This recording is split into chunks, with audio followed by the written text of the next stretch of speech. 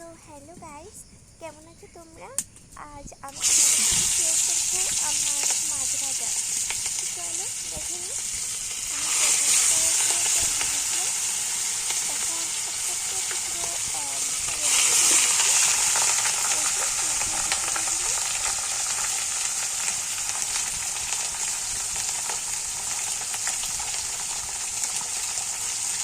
এবার মাছগুলো যাতে একটু ভাজা হয়।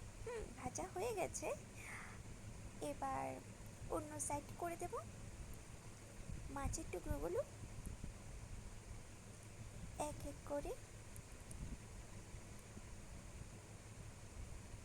যেন মাছের টুকরোগুলো একটার সাথে একটা লেগে রয়েছে। এবার এক এক করে উঠিয়ে নেব। যেন উঠতেই চাইছে না।